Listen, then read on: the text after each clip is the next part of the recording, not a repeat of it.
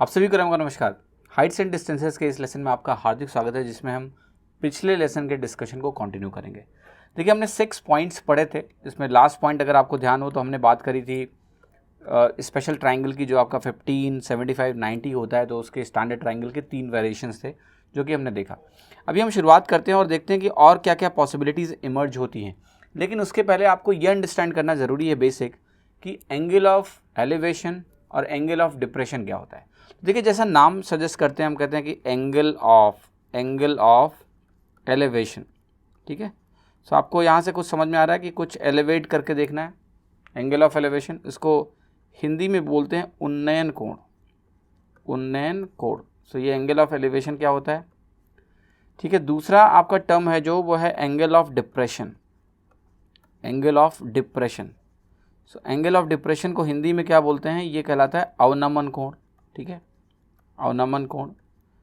तो ये जो दोनों टर्म हैं ये क्या होते हैं, और ये टर्म बार बार इस्तेमाल होंगे अगर हम हाइट्स एंड डिस्टेंसेस की बात करें तो देखिए, लेट्स से कि आप किसी ऐसी चीज़ को देख रहे हैं जो आपकी आई लेवल से ऊंची है। ठीक है, अब लेट्स से आप ग्राउंड पे हैं। आप अगर ग्राउंड पे हैं और आप एक लेट्स से कोई वॉल है, उस वॉल के टॉप को देख रहे हैं या कहीं मिड पॉइंट में कहीं भी देख रहे हैं। वॉल भी मान लेते हैं कि ग्राउंड लेवल पे ही खड़ी हुई है, तो वॉल अगर ग्राउंड लेवल पे ही खड़ी हुई है और आप इसको कहीं ना कहीं देख रहे हैं यहाँ से, यहाँ आपका आई लेवल है और इसके टॉप का ये जो एंगल होगा आपका, तो आपको अपनी आंखें उठानी पड़ेगी, एलिवेट करनी पड़ेगी, तब जाके दिखेगा। तो ये आपका हो गया एंगल ऑफ एलिवेशन। तो जब भी आपको एलिवेट करके कोई चीज़ देखनी है, ऊंचाई पे ऐसे उठा के आंख देखनी पड़े, तो वो कहलाता है एंगल ऑफ एलिवेशन। ठीक है, अब देखिए आपको कोई एंगल ऑफ डिप्रेशन क्या है। लेट्स से आपको मैंने बोला कि आप एक टावर है, उसकी छत पे बैठे हुए हैं, यहाँ कहीं टावर का छत है और आप यहाँ खड़े हुए हैं या बैठे हुए हैं, और आपने क्या किया कि एक दूसरा टावर है जो आपसे थोड़ा नीचे है, कुछ इस तरीके का, और आपने इस टावर के छत पे आपका एक फ्रेंड बैठा हुआ है लेट्स से। ठीक है, तो अगर आप यहाँ से यहाँ की तरफ देखेंगे तो आपको नज़रें झुकानी पड़ेंगी या नहीं। यस, तो ये जो एंगल होता है हॉरिजेंटल से, अगर आपने नीचे देखा, इस ऑब्जेक्ट को देखा, तो इस ऑब्जेक्ट को जब भी आप देखोगे तो जो नज़रें आपको झुकानी पड़ी वो आपका क्या होगा, एंगल ऑफ डिप्रेशन होगा। इसको आप बीटा बोल दो। तो जब भी आपको नज़र झुका के कोई चीज़ देखनी पड़े तो हॉरिजेंटल से जो एंगल बनता है वो आपका एंगल ऑफ डिप्रेशन हो गया।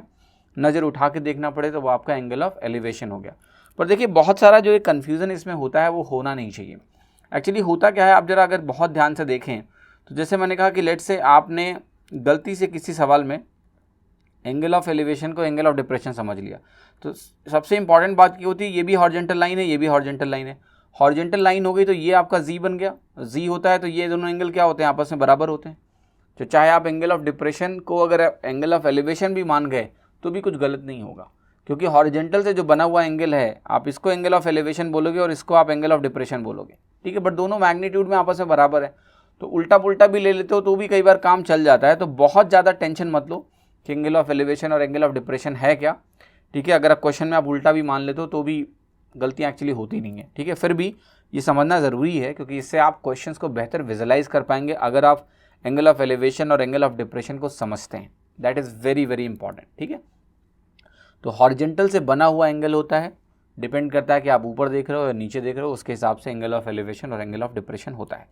अब देखिए, हम मूव करेंगे अपने 7th पॉइंट पर, और 7th पॉइंट में हम क्या देखेंगे। अगेन हम जैसे स्टैंडर्ड केसेस की बात कर रहे हैं, तो इन स्टैंडर्ड केसेस में ही मैं आगे बढ़ के आपको कुछ नई नई चीज़ें बताता रहूँगा जो आपके बहुत काम की हैं। फॉर एग्जाम्पल देखिए, मैंने कहा कि लेट से एक राइट एंगल ट्राइंगल में दिखा रहा हूँ आपको, और इस राइट एंगल ट्राइंगल के भी कुछ स्पेशल केसेस हैं जो आपको अच्छे से अंडरस्टैंड करने हैं।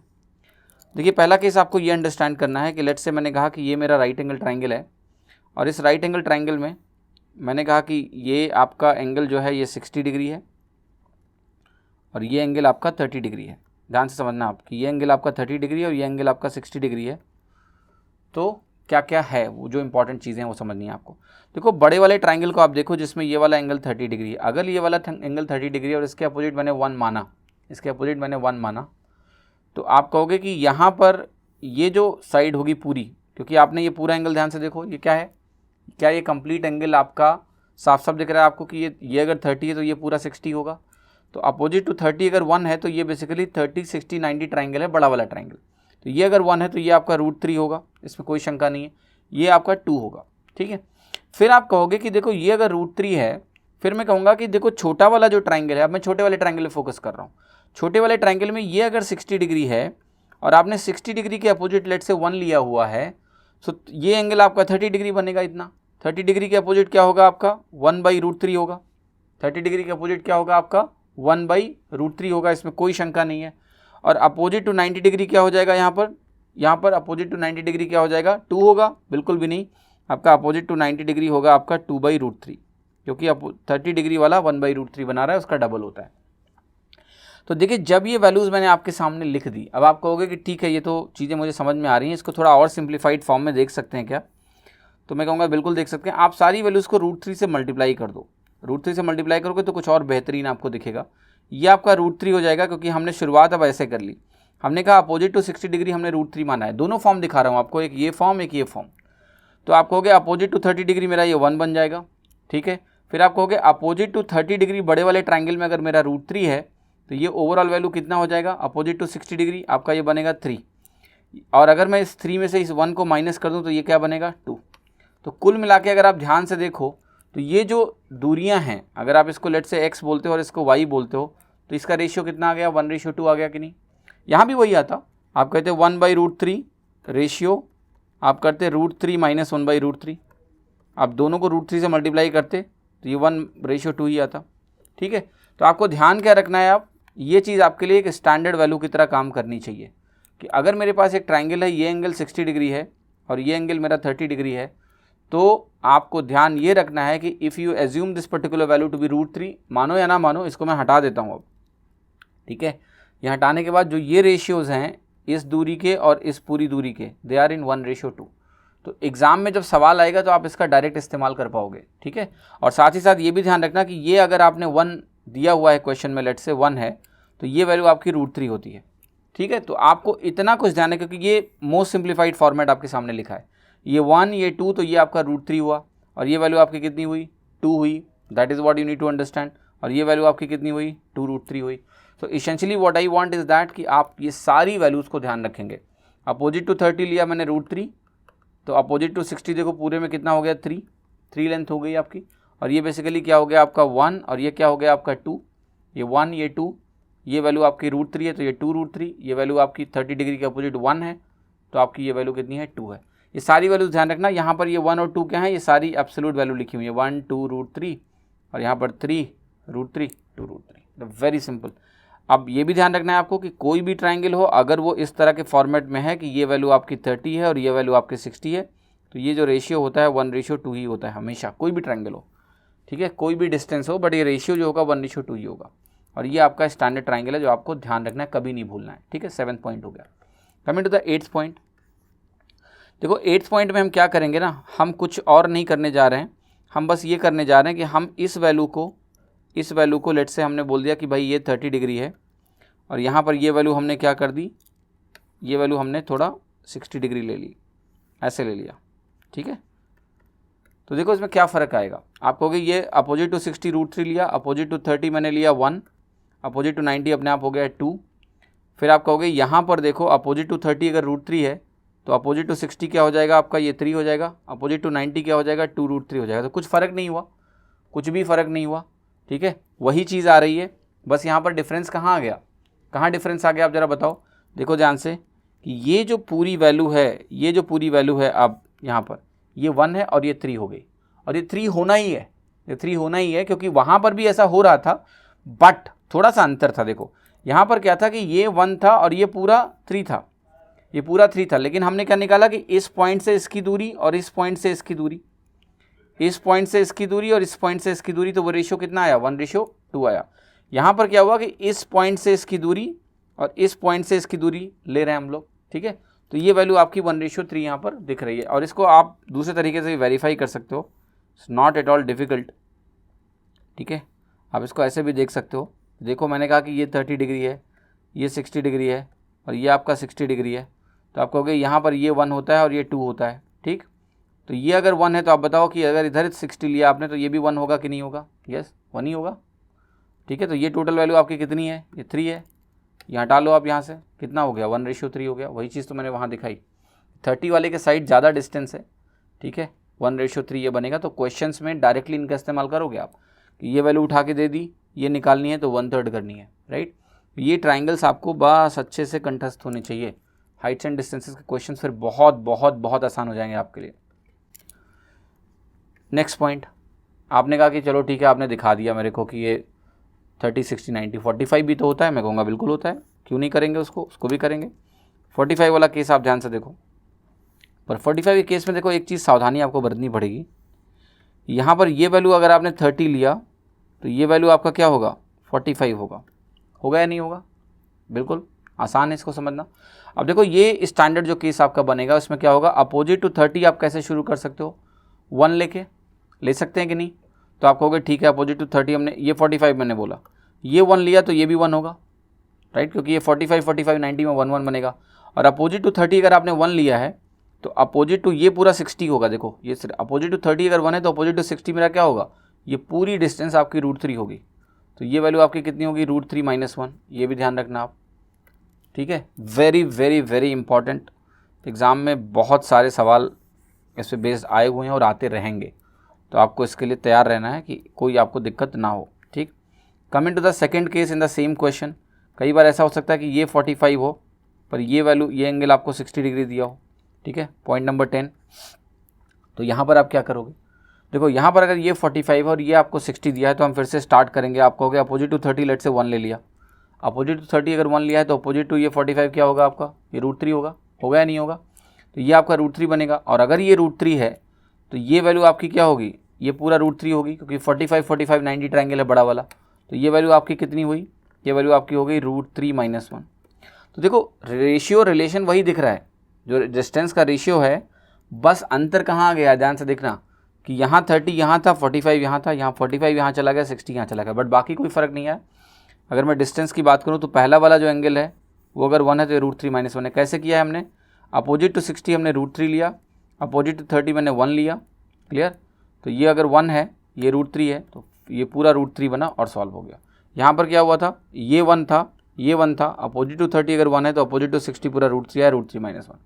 डायरेक्ट क्वेश्चंस बनेंगे इस पे। तो ये सारी वैल्यू जो मैंने लिखी है ये आपको ध्यान रखनी है। इवन आपको ये भी मुश्किल नहीं होना चाहिए बोलना कि ये आपका √2 है और ये आपका 1 है, ये पूरा √3 है और ये आपका 2 है, ठीक है।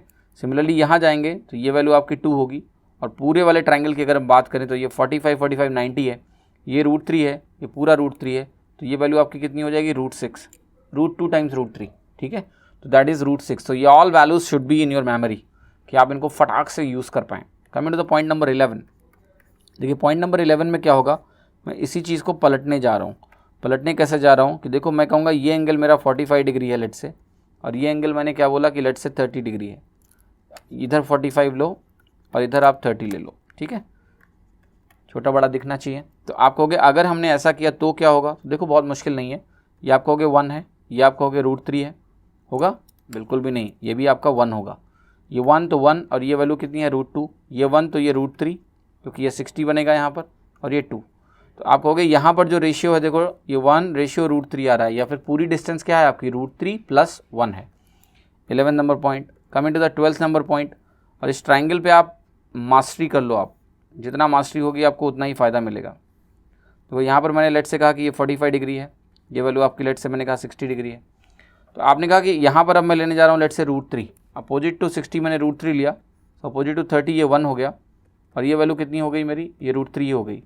अगर मैं इसको रिवर्स बनाऊँ, ठीक है, जैसा मैंने पिछले केस में किया था कि ये मैं 60 बनाऊँ और ये मैं 45 बनाऊँ, तो आपको देखो कि यहाँ जो केस बनेगा ये फिर से 1:√3 रहेगा। तो अगर मैं यहाँ एंगल रखूँ बड़ा वाला, यहाँ रखूँ छोटा वाला, देखो यहाँ बड़ा वाला यहाँ छोटा वाला, तो 60-45 केस में फ़र्क नहीं पड़ता है। अगर मैंने 45-30 लिया, बड़ा लेफ़्ट में और ये राइट में लिखा, यहाँ पर 60 में बड़ा यहाँ लिखा, छोटा यहाँ लिखा, तो वो रेशियो जो है 1:√3, 1:√3। ऐसे ही पिछले केस में हुआ था, देखो 1:√3 - 1, 1:√3 - 1 कब, जब ये यहाँ पर मैंने लिखा बड़ा, ये छोटा, ये बड़ा, ये छोटा, right. That's how things work. तो आपको ये ध्यान रखना है, दो डिफरेंट रिलेशन मिले नहीं है, सेम रिलेशन मिले हैं, बस रेशियो में ये वैल्यूज डिफरेंट है। तो वो आप थोड़ा अलर्टनेस के साथ अंडरस्टैंड करना है, ये रेशियो बहुत इंपॉर्टेंट हो जाते हैं एग्जाम में, तो यहाँ आपकी क्लैरिटी बहुत काम आएगी, राइट। सो ये केस आपने देख लिया। देखो coming to the 13th case which is again very very important, और इस पर बहुत सारे सवाल बनेंगे आपके। तो देखो क्वेश्चन क्या है मैं आपको दिखाता हूँ। ये कुछ इस तरह के सवाल आते हैं। देखिए कि एक प्लेन है वो हॉरिजेंटल फ्लाई कर रहा है कुछ इस तरीके से, हॉरिजेंटल फ्लाई कर रहा है, तो पहले कहता है कि एंगल ऑफ जो एलिवेशन था वो लेट से आपका था 60 डिग्री, बाद में वो एंगल ऑफ एलिवेशन हो गया 30 डिग्री। तो ध्यान समझना इस केस में आप कैसे करोगे, और आपको ये वर्टिकल डिस्टेंस कुछ ना कुछ प्रोवाइड कर देता है। तो मैं आपको केस समझाता हूँ। तो यहाँ पर हमने क्या क्या देखा है और इसको भी आप डायरेक्टली यूज़ कर पाओगे। मैंने कहा कि ये एंगल आपका 30 डिग्री है और ये जो पूरा एंगल है ये 60 डिग्री है, ठीक है।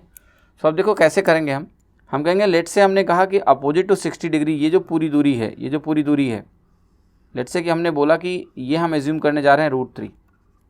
अगर हमने ये पूरी दूरी √3 मानी है तो ये डिस्टेंस कितनी हो जाएगी आपकी 1 हो जाएगी या नहीं, क्योंकि अपोजिट टू 60 अगर √3 है तो ये अपोजिट टू 30 मेरा 1 बनाएगा विदाउट एनी कन्फ्यूज़न। ये भी आपको पता है 2 होगा। अब देखो यहाँ पर क्या है कि जो दूसरा ट्राइंगल है उसको ध्यान से देखो कि यहाँ पर ये वैल्यू क्या है √3 है। ये अगर हाइट √3 आपको दी हुई है तो ये भी हाइट √3 होगी। सो अपोजिट टू 30 मेरा √3 है, तो अपोजिट टू 60 ये वाला एंगल जो है ये पूरा लेंथ क्या बनेगा, ये 3 हो जाएगा, और ये 3 हो जाएगा तो ये डिस्टेंस क्या हो जाएगी आपकी 2 हो जाएगी। तो ये ध्यान रखिएगा, ये ध्यान रखिएगा कि मान लिया प्लेन यहाँ शुरू में दिया हुआ है कि ए पॉइंट पर है, हॉरिजेंटली फ्लाई होकर बी पॉइंट पे पहुँच गया, ठीक है। तो ये दूरी कितनी होती है, पहले जो हॉरिजेंटल डिस्टेंस होती है उसका डबल होती है। मैं डिस्टेंस निकाल दूंगा, टाइम दिया होगा, मैं आंसर निकाल दूंगा, राइट। तो ये कब केस मैंने लिखा है आपको, मैंने ये केस आपको दिखाया when we are talking about 30 and 60। Coming to the next case जो कि आपका है 14th नंबर, और 14th नंबर में हम यही एंगल को थोड़ा सा बदलेंगे, राइट। यही एंगल थोड़ा सा हम चेंज करेंगे और वो आप थोड़ा सा ध्यान रखना इसको। और वो एंगल क्या है आपका, लेट्स से मैंने कहा ये है और ऐसा करके लिया हमने, फिर से ये वर्टिकल डिस्टेंस हो गई। और यहाँ पर आपको ऐसे कुछ दिया होगा कि शुरू में जो एंगल है वो 45 डिग्री है और बाद में जो एंगल है वो आपका 30 डिग्री है। 45 डिग्री है और ये एंगल आपका 30 डिग्री है। फिर आप सिंपल सा क्या करोगे, आप कहोगे काम करेंगे, देखो अपोजिट टू 30 डिग्री मैं मानूंगा 1, स्टैंडर्ड केस ऐसे चलता है। तो अपोजिट टू 60 डिग्री मेरा क्या हो जाएगा पूरा, ये हो जाएगा मेरा √3। 1 माना तो ये मेरा क्या हो गया √3।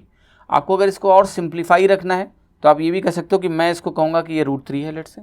तो अगर आप इसको √3 बोलोगे तो ये आपका पूरा लेंथ 3 हो जाएगा, पूरा लेंथ आपका क्या हो जाएगा 3, ठीक है। कुछ भी मान के चलो, जैसे मैंने कहा इसको 1 माना है तो ये पूरी वैल्यू कितनी है मेरी, ये √3 है अपोजिट टू 60। अब अगर ये 1 है तो आपको पता है ये लेंथ भी आपकी 1 हो गई, और अगर ये लेंथ आपकी 1 हो गई तो ये लेंथ भी क्या हो गई 1 हो गई कि नहीं हो गई।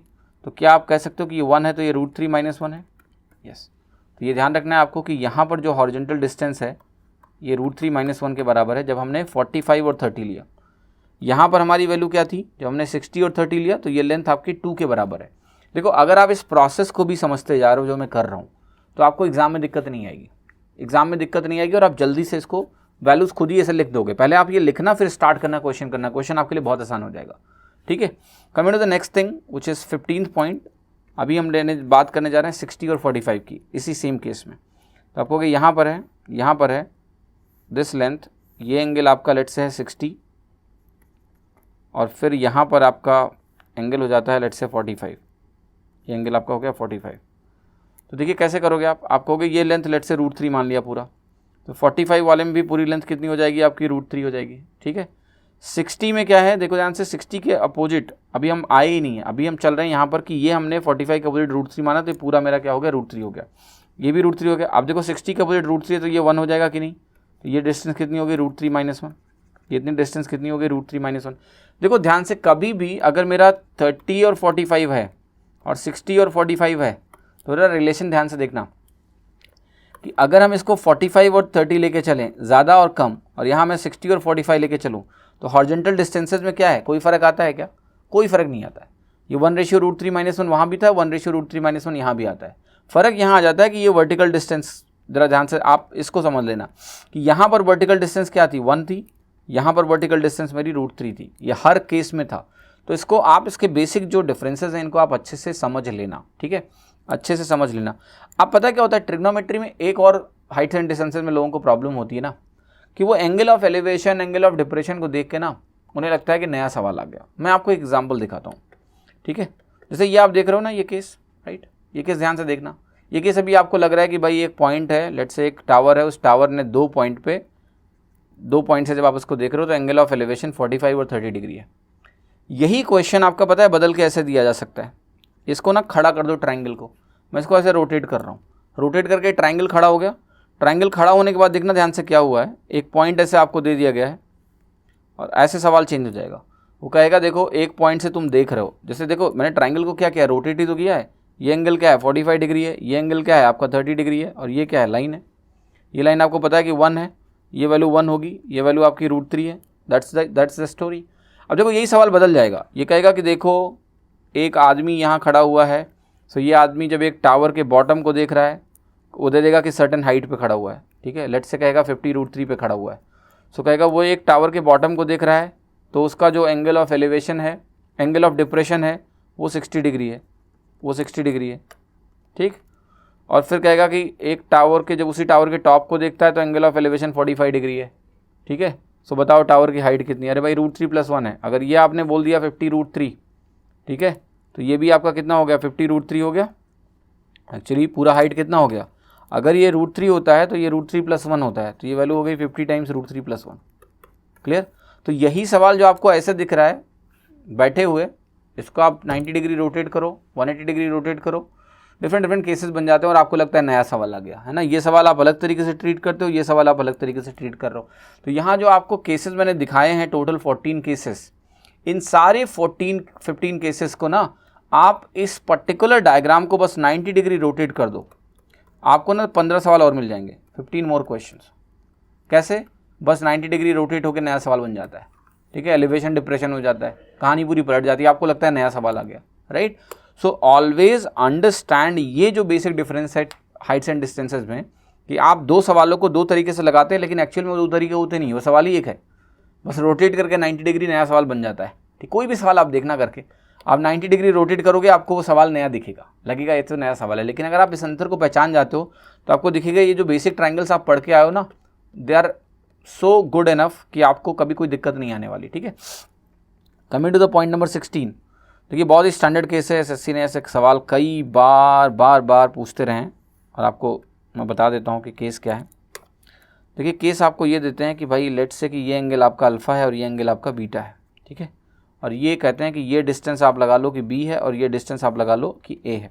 ऐसे सवाल कई बार हैं, ए बी को XY दे दिया, अल्फ़ा बीटा को θ φ दे दिया, और ये हाइट बोल देते हैं h है, तो कहते हैं h की वैल्यू निकालो, तो h की वैल्यू आपकी होती है √AB। CGL 2017 में भी बिल्कुल इसी प्रॉपर्टी बेस्ड क्वेश्चन था, लेकिन ये √AB कब होता है, जब ये आपका अल्फ़ा प्लस बीटा आपका 90 डिग्री के बराबर हो। अगर अल्फ़ा बीटा 90 डिग्री है हमेशा, तो ये आपकी h की वैल्यू √AB आती है, ठीक है। अब देखो इसको आप प्रूफ कई तरीके से कर सकते हो, right. You can even assume 30 and 60 और वेरीफाई कर सकते हो कि कौन सा रिलेशन होगा, बट ये हर केस के लिए होता है, not only for 30 and 60, it is valid for every case you think of, ठीक है। तो ध्यान से देखना अभी कि एवरी केस का मतलब क्या हो गया कि आप प्रूफ कर लो। अगर आपको प्रूफ करना है तो क्या करना है भाई, h की वैल्यू निकालनी है, तो h की वैल्यू निकालो। आप कहोगे कि देखो यहाँ जो मुझे ट्राइंगल दिया है, तो मैं इसको देखूँ अगर साफ साफ, तो क्या मेरी b की वैल्यू h cot बीटा होगी, तो मैं आपको बहुत अच्छे से पढ़ा चुका हूँ कि b की वैल्यू आपकी h cot बीटा होगी, कोई समस्या नहीं है। a की वैल्यू क्या होगी, a की वैल्यू आपकी h cot अल्फ़ा होगी, आपको होगी, ये भी मालूम है, इसमें भी कोई शंका नहीं है। अच्छा, इन दोनों को मल्टीप्लाई कर लो तो आपको मिलेगा a × b बराबर h² cot alpha cot beta. अब देखो कॉट हो या टैन हो, अगर अल्फ़ा प्लस बीटा दोनों का सम 90 होता है तो इनका प्रोडक्ट 1 होता है, चाहे वो टैन हो चाहे वो कॉट के प्रोडक्ट हो। तो ये वैल्यू 1 हो गया क्योंकि अल्फ़ा प्लस बीटा 90 है, तो h² आपका AB के बराबर हो गया, h आपका क्या आ गया √AB, h की वैल्यू क्या आ गई आपकी √AB। That is what you need to understand, इसमें आपको कहीं कोई तकलीफ नहीं होनी चाहिए। अब देखो इसी केस का मैं एक छोटा सा वेरिएशन आपको और दिखाता हूँ, और आप बताओ कि वहाँ क्या होगा। इस केस में लेट्स से कि मैंने आपको डायग्राम ऐसा बना के दे दिया, ठीक, कि मैंने कहा कि ये एंगल आपका अल्फ़ा है और ये एंगल आपका बीटा है, और ये वैल्यू क्या है h है। क्लियर। अभी भी अल्फ़ा प्लस बीटा आपका 90 डिग्री है, तो क्या h अभी भी, अगर मैंने कहा कि ये डिस्टेंस आपकी a है और ये डिस्टेंस आपकी b है, तो क्या h अभी भी √AB होगा, राइट। मतलब जो आपने भी प्रॉपर्टी देखी 16, इसको आप a बोल दो। Coming to the next, it is 16b, तो क्या ये भी अभी a होगा। लेट अस सी कि ये a होगा कि नहीं। आप कहोगे यहाँ पर देखो फिर से क्या हो गया, h आपका क्या हो गया, a क्या हो गया h cot अल्फ़ा, b क्या हो गया आपका h cot बीटा।